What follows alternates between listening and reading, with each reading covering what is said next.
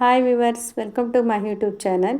ಬನ್ನಿ ಇವತ್ತಿನ ಲಾಗನ್ನು ಸ್ಟಾರ್ಟ್ ಮಾಡೋಣ. ಇವತ್ತಿನ ಲಾಗ್ ಬಂದುಬಿಟ್ಟು ಹಬ್ಬದ ದಿನದ ಲಾಗ್ ಆಗಿರುತ್ತೆ. ಪ್ಲೀಸ್ ಈ ಲಾಗ್ ಇಷ್ಟ ಆಯಿದ್ರೆ ಲೈಕ್ ಮಾಡಿ.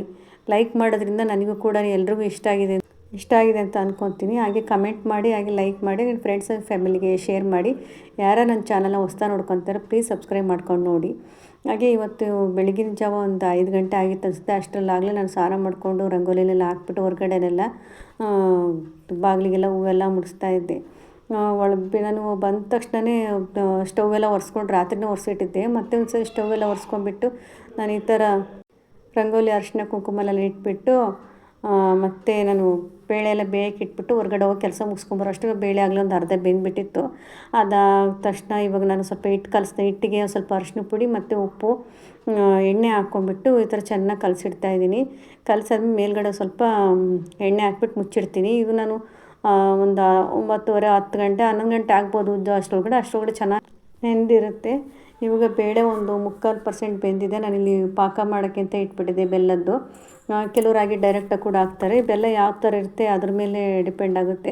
ಸ್ವಲ್ಪ ಸಣ್ಣ ಸಣ್ಣ ಕಲ್ಲಿರುತ್ತೆ, ಹಂಗಾಗಿ ನಾನಿಲ್ಲಿ ಕರಗಿಸ್ಬಿಟ್ಟು ಹಾಕ್ಕೊತಾ ಇದ್ದೀನಿ. ಬೇಳೆಲಿ ಸ್ವಲ್ಪ ಕೂಡ ನೀರು ಇರಬಾರ್ದು, ಆ ಥರ ಎಲ್ಲ ನೀಟಾಗಿ ಬಸ್ಕೊಂಡು ಒಂದು ಟೀ ಲೋಟದಲ್ಲಿ ಒಂದು ಅರ್ಧ ಲೋಟ ಇಲ್ಲ 1 ಲೋಟ ಅಷ್ಟು ಬೆಲ್ಲ ನೀರು ಹಾಕ್ಬಿಟ್ಟು ಬೆಲ್ಲ ಕರಗ್ಸೋಕೆ ಇಟ್ಬಿಟ್ರೆ ಕರಗುತ್ತೆ. ನೋಡಿ ಎಷ್ಟು ಕಲ್ಲು ಸಿಕ್ಕಿದೆ ಒಳಗಡೆ. ಒಂದೊಂದು ಬೆಲ್ಲ ಒಂದೊಂದು ಥರ ಇರುತ್ತೆ, ಒಂದೊಂದರಲ್ಲಿ ಕಲ್ಲು ಸಿಗೋಲ್ಲ, ಒಂದೊಂದರಲ್ಲಿ ಕಲ್ಲು ಸಿಗುತ್ತೆ. ಹಾಗಾಗಿ ಕರಗಿಸ್ಬಿಟ್ಟು ಹಾಕ್ತಾಯಿದ್ದೀನಿ. ನಾನಿವಾಗ ಹಸಿ ಕೊಬ್ಬರಿ ತುರಿ 1 ಕೊಬ್ಬರಿ ಹಾಕ್ತಾಯಿದ್ದೀನಿ. ಸ್ವಲ್ಪ ಶುಂಠಿ ಮತ್ತು ಏಲಕ್ಕಿ ಪುಡಿ ಏನು ಇಟ್ಕೊಂಡಿತ್ತು ಅದು ಹಾಕಿ, ಜೊತೆಗೆ ಸ್ವಲ್ಪ ಉಪ್ಪು ಕೂಡ ಸೇರಿಸ್ಕೊತಾ ಇದ್ದೀನಿ. ಇದಿಷ್ಟನ್ನು ಹಾಕಿ ಚೆನ್ನಾಗಿ ಮಿಕ್ಸ್ ಮಾಡ್ಕೊಬೇಕು. ಕೊಬ್ಬರಿದು ಏನಿದೆ ಅದು ಹಸಿ ವಾಸನೆ ಹೋಗೋ ತನಕ ಒಂದು 10 ನಿಮಿಷ 1/4 ಗಂಟೆ. ಹಾಗೆ ಅದು ನೀರು ನಮಗೆ ಎಷ್ಟು ರುಬ್ಬಕ್ಕೆ ಯಾವ ಥರ ಬೇಕೋ ಆ ಥರಗೆ ಆಗೋ ತನಕ ಚೆನ್ನಾಗಿ ಕುದಿಸ್ಕೊಬೇಕು. ಸ್ವಲ್ಪ ಹೌದಲ್ಲ ನೀರಿದ್ರೇ ಚೆನ್ನಾಗಿ, ಇಲ್ಲಾಂದರೆ ತುಂಬ ಗಟ್ಟಿಯಾಗಿಬಿಡುತ್ತೆ, ಅದು ಉಜ್ಜಕ್ಕೆ ಬರೋಲ್ಲ. ಏನು ಕರ್ಗಡ್ಬಿಗೆಲ್ಲ ಗಟ್ಟಿ ಇದ್ದರೆ ಚೆನ್ನಾಗಿ ನಡೆಯುತ್ತೆ. ಈ ತಟ್ಟೊಳಗೆ ಏನೋ ಸ್ವಲ್ಪ ಮೆತ್ತಗಿರಬೇಕು. ಹಂಗಾಗಿ ಎಷ್ಟು ಬೇಕಷ್ಟು ಒಂದು 10 ನಿಮಿಷ ಕುದಿಸ್ಕೊಂಡ್ರೆ ರೆಡಿಯಾಗುತ್ತೆ. ಹಾಗೆ ಬೇಳೆ ಕೂಡ ಗ್ರೈಂಡ್ ಹಾಕ್ತಾಯಿದ್ದೆ. ಇನ್ನು ನೈಸಾಗಿ ಹಾಕ್ಕೊಬೇಕು. ಸ್ವಲ್ಪ ಬೇಳೆ ಥರ ಎಲ್ಲ ಇದ್ದರೆ ಹೋಳಿಗೆ ತಟ್ಟೋಕ್ಕೆ ಎಷ್ಟು ಸರಿ ಬರಲ್ಲ, ಹಾಗೆ ಇಟ್ಬಿಡುತ್ತೆ. ನೈಸಾಗಿ ರುಬ್ಕೊಬೇಕು. ಆಗಲೇ ಎಷ್ಟೊರ್ಲೆ ಬೆಳಗಾಗ್ಬಿಡುತ್ತೆ. ಇವಾಗ ಒಂದು 7 ಗಂಟೆ 7:15 ಆಯಿತು ಅನಿಸುತ್ತೆ. ಅಷ್ಟರಲ್ಲಿ ನಾನು ಕೂಡ ಟೀ ಮಾಡ್ಕೊಂಡು ಕುಡಿಯೋಣ ಅಂತ ಬಂದೆ. ಈಗ ಗಂಜಿ ಮಾಡ್ಕೊಂಡು ಕುಡಿತಾಯಿದ್ದೆ ಬೆಳಿಗ್ಗೆ ಟೈಮಲ್ಲೆಲ್ಲ. ಇವತ್ತು ಹಬ್ಬಲ್ಲ, ಹಾಗೆ ಇವತ್ತೊಂದಿನ ಇದ್ರೇನೂ ಆಗೋಲ್ಲ ಪರವಾಗಿಲ್ಲ ಅಂದ್ಕೊಂಡು ಟೀ ಮಾಡ್ಕೊಂಡು ಕುಡಿತಾಯಿದ್ದೀನಿ. ಗಂಜಿಯಲ್ಲಿ ಏನು ಮಾಡ್ಕೊಂಡಿಲ್ಲ. ಇವಾಗ ತುಂಬ ಲೇಟಾಗಿಬಿಡ್ತು. ನಾನು ನೈಟಲ್ಲಿ ಅಲಾರಾಮ್ ಇಟ್ಕೊಳ್ಳೋದೇ ಮರೆತುಬಿಟ್ಟಿದ್ದೀನಿ. ಅದೇನೋ ಸ್ವಲ್ಪ ಡೌನ್ಲೋಡ್ ಮಾಡ್ಕೊತ ಆಮೇಲೆ ಇಡೋಣ ಅಂದ್ಕೊಂಡ್ರೆ ಹಾಗೇ ನಿದ್ದೆ ಹೋಗ್ಬಿಟ್ಟಿದ್ದೀನಿ. ಅಲಾರಾಮ್ ಕೂಡ ಇಟ್ಟಿಲ್ಲ. ಲೇಟಾಗಿಬಿಡ್ತು ಎದ್ದೇಳೋಕ್ಕೆ. ಬೇಗ ಎದ್ದಿದ್ರೆ ಸ್ವಲ್ಪ ಇನ್ನೂ ಬೇಗ ಕೆಲಸ ಆಗಿಬಿಡ್ತಿತ್ತು. ಎಲ್ಲ ಪೂಜೆಗೆಲ್ಲ ಸ್ವಲ್ಪ ಸಾಮಾನೆಲ್ಲ ಜೋಡಿಸಿಟ್ಕೊಂಡಿದ್ದೆ. ಹಾಗೆ ಮತ್ತೆ ರಂಗೋಲಿ ಕೂಡ ತೋರಿಸಂತ ಹೊರಗಡೆದು ಮಳೆ ಬರುತ್ತೆ ಅಂತ ಹೇಳ್ಬಿಟ್ಟು ಚಿಕ್ಕದಾಗಿ ಹಾಕಿದ್ದಿಲ್ಲ, ಅಂದ್ರೆ ಸ್ವಲ್ಪ ದೊಡ್ಡದಾಗಿ ಹಾಕ್ತಿದ್ದೆ. ಪೂಜೆ ಕೂಡ ಜೋಡಿಸ್ಕೊಂಡು ನಾವು ಸ್ವಲ್ಪ ಪೂಜೆ ಫಸ್ಟ್ ಮಾಡ್ಕೊಂಡ್ಬಿಟ್ಟು, ಇನ್ನು ಎಡೆಗೆಲ್ಲ ಏನೂ ಆಗಿರಲಿಲ್ಲ ಅಡುಗೆ ಎಲ್ಲ. ಹಂಗಾಗಿ ಫಸ್ಟ್ ಬೆಳಗ್ಗೆನ ಸ್ವಲ್ಪ ಪೂಜೆ ಮಾಡಿ ಏನು ಬಾಳೆಹಣ್ಣೆಲ್ಲ ಇಟ್ಬಿಟ್ಟು ಹಾಗೆ ಸ್ವಲ್ಪ ಪೂಜೆ ಮಾಡಿಬಿಡ್ತೀವಿ. ಮತ್ತು ಅಡುಗೆ ಎಲ್ಲ ಆದಮೇಲೆ ಇನ್ನೊಂದು ಸರಿ ಮಾಡಿದ್ರೆ ಆಗುತ್ತೆ. ಆಮೇಲೆ ಲೇಟಾಗಿಬಿಡುತ್ತೆ ಪೂಜೆ ಅಂತ ಬೆಳಗ್ಗೆನ ಒಂದು ಟೈಮ್ ಈ ಥರ ಮಾಡ್ಕೊಂಡ್ಬಿಡ್ತೀವಿ. ಪೂಜೆ ಆಯಿತು, ನಾನು ಸ್ವಲ್ಪ ಎಲ್ಲ ಜೋಡಿಸ್ಕೊಟ್ಟೆ. ನಮ್ಮ ಮನೆಯವ್ರು ಪೂಜೆ ಮಾಡಿದರು. ಇಲ್ಲಿ ನಾನು ಹಾಲು ಪಾಯಸ ಮಾಡೋಣ ಅಂತ ಹೇಳ್ಬಿಟ್ಟು ಹಾಲು ಒಂದು ಅರ್ಧ ಲೀಟ್ರ್ ಹಾಲು 1 ಲೋಟ ಅಕ್ಕಿ ತೊಗೊಂಡು ಅದಕ್ಕೆ ಒಂದು 5-6 ಸ್ಪೂನಷ್ಟು ಸಕ್ಕರೆ, ಒಂಚೂರು ಉಪ್ಪು, ಹಾಗೆ ಅರಿಶಿಣದ ಎಲೆ ಹಾಕ್ಬಿಟ್ಟು ಸ್ವಲ್ಪ ಏಲಕ್ಕಿ 4 ಏಲಕ್ಕಿ ಕುಟ್ಟಿ ಹಾಕಿದ್ದೀನಿ. 1-2 ಅರಿಶಿಣದ ಎಲೆ ಹಾಕಿದ್ದೀನಿ.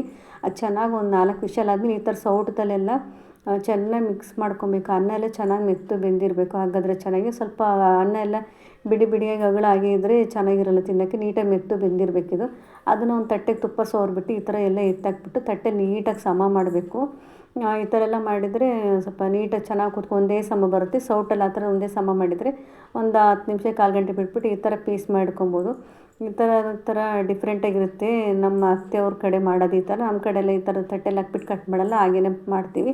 ಇದೊಂಥರ ಡಿಫ್ರೆಂಟಾಗಿ ಚೆನ್ನಾಗಿರುತ್ತೆ. ಒಬ್ಬೊಬ್ಬರಿಗೆ ಸೌಟದಲ್ಲಿ ಹಾಕೋದ್ಕಿಂತ ಈ ಥರ ಒಂದೊಂದೇ ಪೀಸು ಎತ್ತಿ ಹಾಕಿದರೆ ನೋಡೋಕ್ಕೂ ಒಂಥರ ಏನೋ ಸ್ವೀಟ್ ಅಂತ ಅನಿಸುತ್ತೆ. ಆ ಥರ ಇರುತ್ತೆ, ತುಂಬ ಚೆನ್ನಾಗಿರುತ್ತೆ.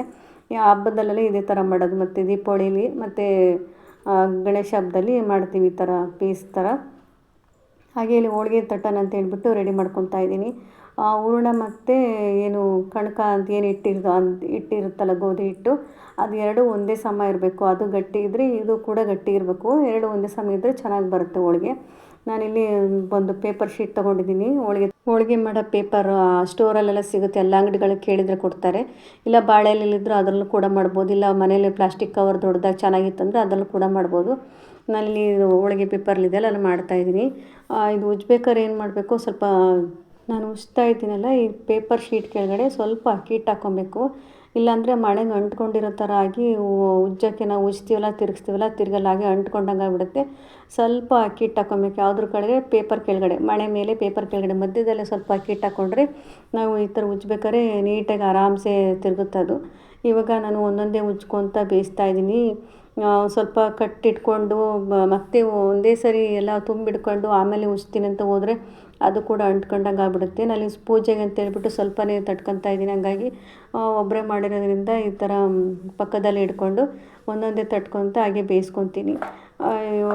ಟೈಮ್ ಬಂದುಬಿಟ್ಟು ಆಗಲೇ 11:30 ಅನಿಸುತ್ತೆ, ಅಷ್ಟು ಟೈಮ್ ಆಗಿಬಿಡ್ತು.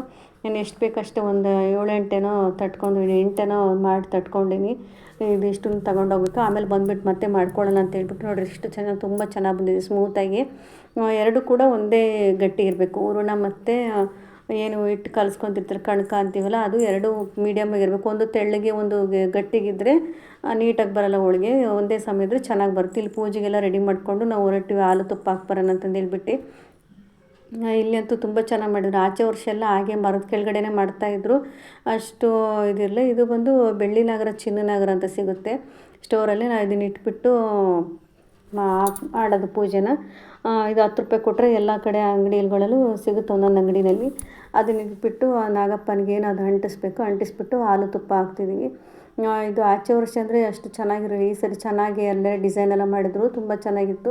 ಒಂದಲ್ಲ ಅಂದರೆ 2 ಅಲ್ಲ 3 ಕಡೆನೂ ಇತ್ತು ನಾಗಪ್ಪನ ಕಲ್ಲು. ಆ ಕಡೆ ಸುತ್ತಮುತ್ತ ಎಲ್ಲ ಇದೆ, ಬೇಕಾದಷ್ಟು ಇತ್ತು, 3-4 ಕಡೆ. ಯಾರ್ಯಾರಿಗೆ ಎಲ್ಲೆಲ್ಲ ಅನುಕೂಲ ಆಗುತ್ತಲ್ಲ ಹಾಕ್ತಾಯಿದ್ರು. ನಾವಿಲ್ಲಿ ಮಾಡ್ಬೇಕಾದ್ರೆ ಆಗಲೇ ಬಂದುಬಿಟ್ಟು ಹಿಂದೆನೇ ನಿಂತುಬಿಟ್ಟಿದ್ರು ಅವರು. ನಾವು ಒಂದು 6 ಜನ ಇದ್ವಿ.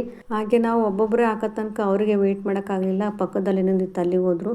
ಹಾಗೆ ನಮ್ಮ ಮಾವನಿಗೆ ಹುಷಾರಿಲ್ಲ, ಅವರು ಕೂಡ ಹಾಲು ತುಪ್ಪ ಹಾಕ್ತೀನಿ ಅಂತಂದು ಹೇಳ್ಬಿಟ್ಟು ಪಾಪ ಅವರು ನಿಧಾನ ನಡ್ಕೊಂಡು ಬಂದಿದ್ದರು. ಎಲ್ಲಿ ಹಾಲು ಹಾಕಿದ್ದಾಯಿತು, ದೇವಸ್ಥಾನದ ಒಳಗಡೆ ಹೋಗೋಣ ಅಂತಂದು ಹೇಳ್ಬಿಟ್ಟು ಅಲ್ಲಿ ಹೋದ್ವಿ. ಅಲ್ಲಿ ಹೋಗ್ತಿದ್ದಂಗೆ ಗಣೇಶನ ದರ್ಶನ ಕೂಡ ಆಯಿತು. ಗಣೇಶನೂ ಅಲ್ಲೇ ಇತ್ತು. ಹಾಗೆ ನಾವು ನಾಗಪ್ಪಂಗೆ ಹಾಲು ತುಪ್ಪ ಬಿಟ್ಟಿದ್ದು ಆಯಿತು. ಇಲ್ಲಿ ಬಾಳೆಹಣ್ಣು ಪ್ರಸಾದ ಎಲ್ಲ ಕೊಡ್ತಾಯಿದ್ರು. ಇಲ್ಲಿ ಬಂದುಬಿಟ್ಟು ಪ್ಲೇಟಲ್ಲಿ ಏನಿದೆ ನಾಗಪ್ಪ ಅದು ವಿಗ್ರಹ, ಅದಕ್ಕೂ ಕೂಡ ಎಲ್ಲ ಹಾಲು ಹಾಕ್ಸ್ತಾಯಿದ್ರು ಅರ್ಚಕರು.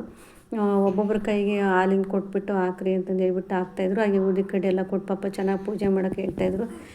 ಗಣೇಶನ ಕೂಡ ಅಲ್ಲೇ ಪೂಜೆ ಆಯಿತು, ಚೆನ್ನಾಗಾಯಿತು ಪೂಜೆ ಮಾತ್ರ. ಅಲ್ಲಿಂದ ಇನ್ನೇನು ಮುಗೀತು ಅಂತ ಸ್ವಲ್ಪ ಅರ್ಧ ದಾರಿಗೆ ಬಂದ್ವಿ. ಅಷ್ಟೊತ್ತು ಆಗಲೇ ಮಳೆ ಸ್ಟಾರ್ಟ್ ಆಗಿಬಿಡ್ತು. ಒಂದು ಅರ್ಧ ದಾರಿಗೆ ಸ್ವಲ್ಪ ಸಿಕ್ಕಾಕೊಂಡ್ಬಿಟ್ವಿ. ಮತ್ತೆ ನಿಂತ್ಕೊಂಡ್ರೆ ಜೋರಾಗುತ್ತೆ ಮಳೆ ಅಂತ ಹೇಳ್ಬಿಟ್ಟು ಸ್ವಲ್ಪ ಜೋರಾಗಿ ಬಂತು. ಇನ್ನೇನು ಸ್ವಲ್ಪ ದೂರ ಇತ್ತು ಅಂತ ಹಾಗೆ ನೆಂದ್ಕೊಂಡು ಹಾಗೆ ಬಂದುಬಿಟ್ವಿ. ಇಲ್ಲಿ ಎಲ್ಲರಿಗೂ ಊಟಕ್ಕೆ ಬೇರೆ ಹೋಳಿಗೆ ತಟ್ಟಬೇಕಿತ್ತು.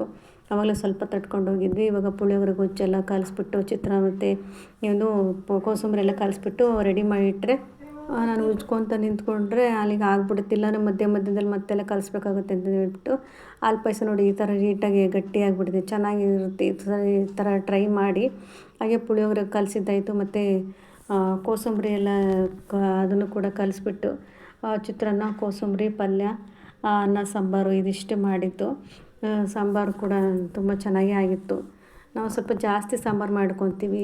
ನಮ್ಮ ಮಾವನಿಗೆ ತುಂಬ ಇಷ್ಟ ಸಾಂಬಾರು, ಹಾಗಾಗಿ ಸ್ವಲ್ಪ ಜಾಸ್ತಿನೇ ಮಾಡ್ಕೊತೀವಿ. ಎಲ್ರದ್ದು ಊಟ ಆಯಿತು, ಎಲ್ಲ ಹೋಳಿಗೆಲ್ಲ ತಟ್ಕೊಟ್ಟಿದ್ದೆಲ್ಲ ಆಯಿತು. ನಾನು ಊಟ ಮಾಡೋಣ ಅಂತ ಹೇಳ್ಬಿಟ್ಟು ಹಾಕ್ಕೊತಾ ಇದ್ದೆ. ಹಂಗೆ ಇದನ್ನು ಕೂಡ ಒಂಚೂರು ಶಾರ್ಟ್ ವೀಡಿಯೋಗೆ ಹಾಕೋಣ ಅಂತ ಹೇಳ್ಬಿಟ್ಟು ಇದನ್ನು ಕೂಡ ಈ ಥರ ಎಲ್ಲೆಲ್ಲ ಊಟನೆಲ್ಲ ಬಡಿಸ್ತಾ ಇದ್ದೆ. ಅದೇ ಎಲ್ಲೆಲ್ಲಿ ಕೂತ್ಕೊಂಡು ನಾನು ಊಟ ಮಾಡಿದೆ. ಊಟ ಮಾಡೋ ಅಷ್ಟರಲ್ಲಿ 2 ಗಂಟೆ ಆಯಿತು. ಬೆಳಗ್ಗೆ ತಿಂಡಿ ಮತ್ತು ಮಧ್ಯಾಹ್ನ ಊಟ 2 ಒಟ್ಟಿಗೆ ಒಂದೇ ಸರಿ ಆಗಿಬಿಡ್ತು. ಹಾಗೆ ಬೆಳಗ್ಗೆ ಬೇಗ ಎದ್ದಿರೋದ್ರಿಂದ ಅಷ್ಟೊತ್ತಿನ ಕೆಲಸ ಮಾಡಿ ಸುಸ್ತಾಗಿಬಿಟ್ಟಿತ್ತು. ಏನು ಮಾಡೋಕ್ಕಾಗ್ತಿಲ್ಲ. ಹೋಗಿ ಮಲ್ಕೊಂಡ್ರೆ ಸಾಕಪ್ಪ ಅನಿಸ್ತಾಯಿತ್ತು. ಆದರೆ ಏನು ಮಾಡೋದು, ಇಷ್ಟು ಹೋಗಿ ಮಲ್ಕೊಂಡ್ಬಿಟ್ಟೆ. ಮತ್ತೆ ಸಂಜೆ ಬಂದುಬಿಟ್ಟು ಮಾಡೋಕ್ಕಾಗಲ್ಲ, ಜಾಸ್ತಿ ಇರೋ ಪಾತ್ರೆಗಳು ನೋಡಿಬಿಟ್ಟು ಇವಾಗಾದರೂ ಸ್ವಲ್ಪ ಹೆಂಗೋ ಇಷ್ಟು ತನಕ ಇದನ್ನು ಸ್ವಲ್ಪ ಹೊತ್ತು ಬಿಟ್ಟು ಮಾಡಿ ಪಾತ್ರೆ ತೊಳೆದಿಟ್ಟು ಹೋದರೆ ಮತ್ತೆ ಆರಾಮಾಗುತ್ತಲ್ಲ ಅಂತ ಹೇಳ್ಬಿಟ್ಟು ಇವಾಗಲೆಲ್ಲ ಪಾತ್ರೆ ಎಲ್ಲ ತೊಳೆದ್ಬಿಟ್ಟು ಎಲ್ಲ ಮತ್ತೆ ಪಲ್ಯಲೆಲ್ಲ 1 ಟೈಮ್ ಸಾಂಬಾರೆಲ್ಲ ಬಿಸಿ ಮಾಡಿಟ್ಟು ಪಾತ್ರೆಗಳೆಲ್ಲ ಕ್ಲೀನ್ ಮಾಡ್ಕೊಂಡು ಹೋಗ್ಬಿಟ್ರೆ ಸ್ವಲ್ಪ ಸಮಾಧಾನ ಎಲ್ಲ ಆಯ್ತಲ್ಲಪ್ಪ ಅಂತ. ಇಲ್ಲಾಂದರೆ ಹಾಗೆ ಪಾತ್ರೆ ತೊಳಿಬೇಕಲ್ಲ ಇದೆಯಲ್ಲ ಅಂತ ಹೇಳ್ಬಿಟ್ಟು ಮತ್ತೆ ಹಾಗೆ ಅನಿಸ್ತಾ ಇರುತ್ತೆ. ಹಂಗಾಗಿ ಎಲ್ಲ ಕ್ಲೀನ್ ಕೂಡ ಆಯಿತು. ಮತ್ತೆ ಅವ್ರದ್ದು ಊಟ ಎಲ್ಲ ಆಗೋಯಿತು. ಅವರು ಕೂಡ ಸ್ವಲ್ಪ ಹೊತ್ತು ರೆಸ್ಟ್ ತೊಗೊಂಬಂದ್ಬಿಟ್ಟು ಮತ್ತೆ ಸಂಜೆ ಮಾಡಿದ್ರಾಯಿತು. ಹಾಗೆ ಹೋಳಿಗೆ ತಟ್ಟೆದಲ್ಲಿ ಹಾಗೆ ಸ್ವಲ್ಪ ಬಿಟ್ಬಿಟ್ಟಿದ್ದೀನಿ. ಇನ್ನೇ ನಮ್ಮ ಮನೆಯವ್ರು ಸಂಜೆ ಕೂಡ ಗಣಪತಿ ದೇವಸ್ಥಾನಕ್ಕೆ ಹೋದರು. ಯಾರು ಗಡಿಬಿಡಿ ಮಾಡ್ಕೊಂಡೆ, ಯಾರು ಗಲಾಟೆ ಮಾಡದೆ ಈ ದರ್ಶನವನ್ನು ಮಾಡಬೇಕು ಅಂತ ಹೇಳಿ ನಾನು ಪ್ರಾರ್ಥನೆ ಮಾಡ್ತಿದ್ದೇನೆ. ನಮ್ಮ ಕಾರ್ಯಕರ್ತರು ಈ ದರ್ಶನಕ್ಕೆ ಮಾಡೋದಕ್ಕೆ ಅವಕಾಶ ಮಾಡಿಕೊಡ್ಬೇಕು ಅಂತ ಪ್ರಾರ್ಥಿಸ್ತೇನೆ. ದಯವಿಟ್ಟು ಎಲ್ಲರಿಗೂ ದರ್ಶನ ಆಗುವಾಗ ನಮ್ಮ ಕಾರ್ಯಕರ್ತರು ಸಹಕರಿಸಬೇಕು. ಎರಡೂ ಭಾಗದಲ್ಲಿ ದರ್ಶನವನ್ನ, ಗಣಪತಿ ದರ್ಶನ ಎಲ್ಲರಿಗೂ ಆಗ್ಬೇಕು ಅಂತ ಸಹಕಾರ ನೀಡಬೇಕು ಅಂತ ಹೇಳಿ ಪ್ರಾರ್ಥನೆ ಮಾಡ್ತೇವೆ. ಈ ಗಣಪತಿಯ ದರ್ಶನ ಮಾತ್ರದಿಂದ ನಿಮಗೆ ಯಾವುದೇ ದೋಷಗಳಿದ್ರೂ ಕೂಡ ಇವತ್ತಿಂದ ಪರಿಹಾರ ಆಗಲಿ, ಆರೋಗ್ಯ ಭಾಗ್ಯವನ್ನು ಕೊಡಲಿ, ಆಯಸ್ಸನ್ನು ಕೊಡಲಿ, ಯಶಸ್ಸನ್ನು ಕೊಡಲಿ, ಕೀರ್ತಿ ಲಾಭವನ್ನು ಕೊಡಲಿ. ಯಾವುದೇ ವಿಘ್ನಗಳು ಮನೆಯಲ್ಲಿ, ಕುಟುಂಬದಲ್ಲಿ, ವ್ಯವಹಾರದಲ್ಲಿ, ಕೃಷಿಯಲ್ಲಿ, ಪ್ರಪಂಚದಲ್ಲಿ ಎಲ್ಲಿ ಬಂದರೂ ಸಹ ಇವತ್ತು ದರ್ಶನ ಮಾತ್ರದಿಂದ ಸಮಸ್ತ ಗ್ರಹಚಾರ ಪರಿಹಾರ ಮಾಡಿ ಆ ಗಣಪತಿಯನ್ನು ನಿಮಗೆಲ್ಲರಿಗೂ ಕೂಡ ಸನ್ಮಂಗಲನ್ನು ಅನುಗ್ರಹಿಸಿ ಹೇಳ್ತಾ ಈ ದಿನದ ದರ್ಶನವನ್ನು ಪ್ರಾರಂಭ ಮಾಡ್ತಾ ಇದ್ದೇವೆ. ತಾವೆಲ್ಲರೂ ಕೂಡ ಪ್ರಾರ್ಥನೆ ಮಾಡ್ತಾ ಈ ದರ್ಶನ ಮಾಡಬೇಕು ಅಂತ ಹೇಳಿ ನಾನು ವಿನಂತಿಸಿಕೊಳ್ಳಿ.